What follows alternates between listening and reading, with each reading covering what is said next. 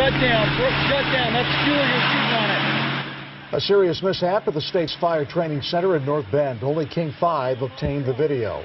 It happened in October when firefighters threw gas on a fire, or more precisely, jet fuel. How did it happen and why? King 5's Chris Ingalls is here with the story you'll see only on King 5.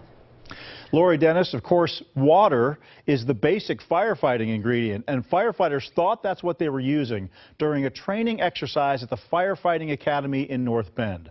A video camera was rolling when things went wrong. Too much flame. There's already a problem at the aircraft mock-up that Port of Seattle firefighters are using for training. It's a simulation of an aircraft wreck.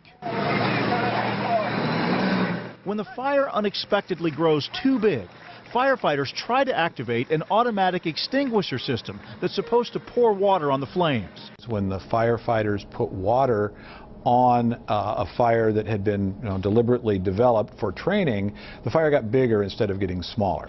Bad enough, but it got worse when engines rolled up to extinguish the fire with aerial hoses.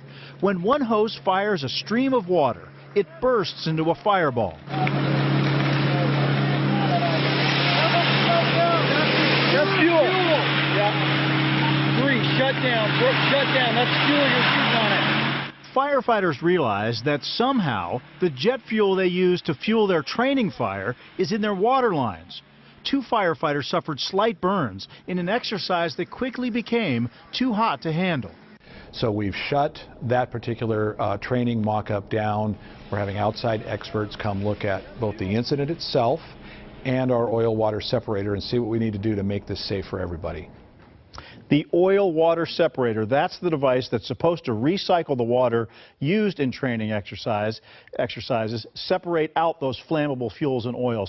That didn't happen somehow, so jet fuel was in the water tank that feeds the mock-up's fire suppression system and supplies water to the fire engines. All the water had jet fuel in it. The State Patrol has hired an expert to determine if that was the fault of Academy workers or a malfunctioning oil-water separator or both.